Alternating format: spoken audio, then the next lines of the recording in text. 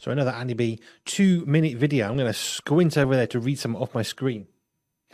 The world is shaking. The enemy is shouting. But God is still in control. God is still sovereign. This was a chat I was having with a lady called Beth who writes a really, really good blog.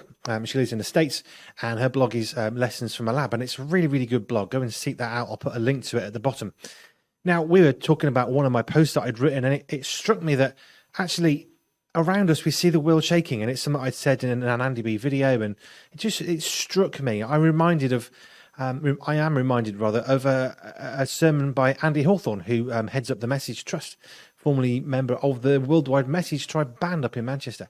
And he was talking, he was in this sermon and saying the world is shaking and people are wondering what's going on. Why is it all going wrong? Why is there fear? Why is there this? Why is there that? And the world is shaking. And his simple answer was, because we need Jesus.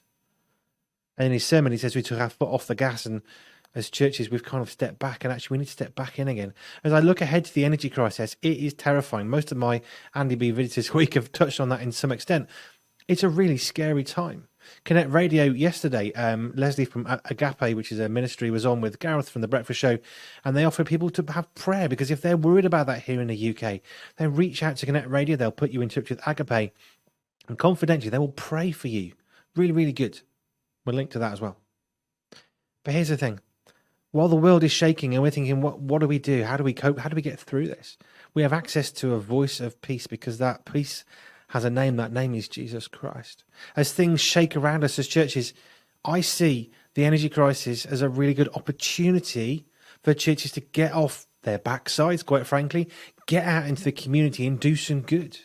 Rather than sitting back and waiting for people to come into church, which is never a great evangelistic tool, let's get out into the communities, churches, church leaders, church members. Encourage people in your churches to do some good. Here's a freebie idea for you. I've been in church ministry. I know what the pressures are.